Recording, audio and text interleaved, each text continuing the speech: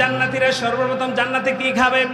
প্রথম তাদেরকে যে মেহমানদারি করা হবে সেটা হচ্ছে মাছের বোনা কলিজা। বলেন সুবহানাল্লাহ।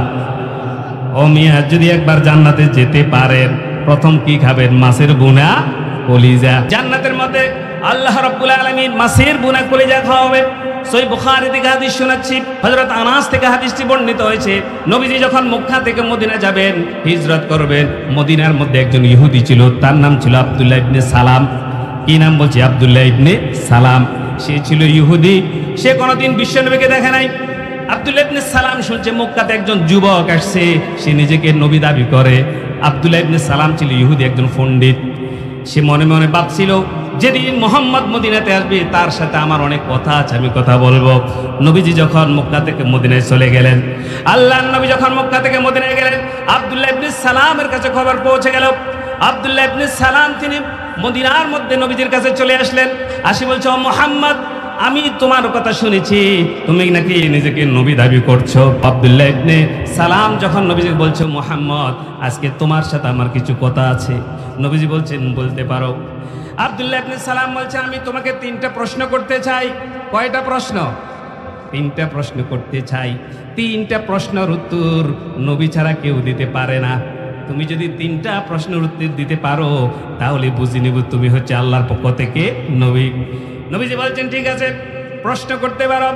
আব্দুল্লাহ ইবনে সালাম বলছে, মুহাম্মদ, তাহলে তুমি বলো, কিয়ামত যখন হয়ে যাবে কিয়ামতের প্রথম নিদর্শন কি হবে? 1 নম্বর প্রশ্ন। 2 নম্বর প্রশ্ন হচ্ছে, জান্নাতীরা যখন জান্নাতে ঢুকবে তাদেরকে প্রথম কোন খাবার দেওয়া হবে?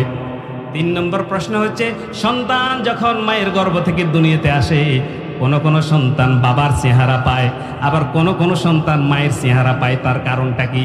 কয়টা প্রশ্ন? আরো জোরে। আল্লাহর নবী বলছেন, ও আব্দুল্লাহ ইবনে সালাম, তোমার আর কোনো প্রশ্ন আছে নাকি?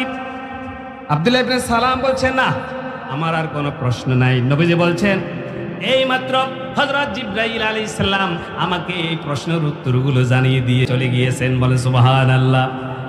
কারণ নবীজি নিজের থেকে কোনো কথা বলেন না, নবীজি নিজ ইচ্ছায় মন গড়া কোনো কথা বলেন না।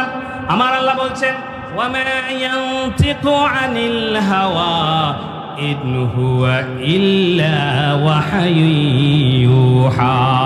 আল্লাহ পাক নবীজিকে যেটা জানান সেটা তিনি বলেন।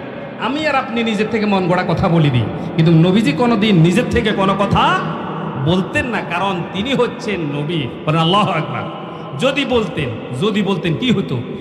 আমাদের নবী বিশ্বনবী যদি মন গড়া কোনো কথা বলতেন, আল্লাহ বলে দিয়েছে, দেখেন আল্লাহ রাব্বুল আলামিন বলছেন, লাখাযনা মিনহু বিল ইয়ামিন।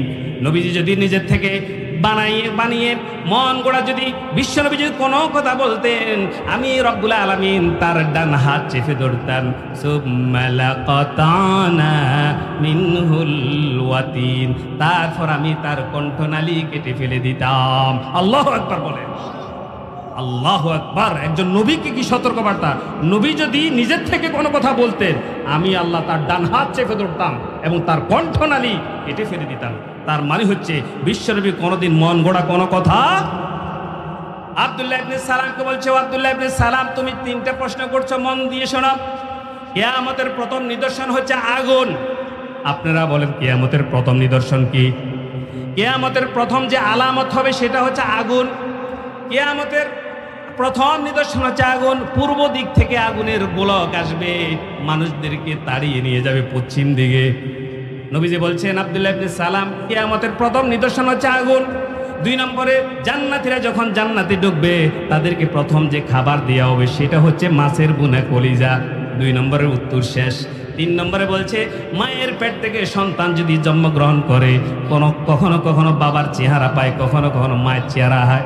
কারণ হচ্ছে স্বামী স্ত্রী যখন মিলন করে, স্বামীর আগে যদি স্ত্রীর বীর্য নির্গত হয় তাহলে স্ত্রীর চেহারা অর্থাৎ মায়ের চেহারা সন্তান পায়।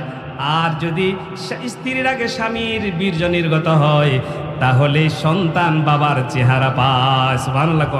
বর্তমান বিজ্ঞান এটাকে অ্যানালাইসিস করেছে, অনেক গবেষণা করে দেখছে এটাই সত্য, মায়ের আকৃতি সন্তান অনেক সময় হয়ে যায়। আব্দুল্লাহ ইবনে সালাম বলছে, মুহাম্মদ, তুমি সত্য বলেছ। বলেন আল্লাহু আকবার। আব্দুল্লাহ ইবনে সালাম বলছেন, লা ইলাহা ইল্লাল্লাহু মুহাম্মাদুর রাসূলুল্লাহ।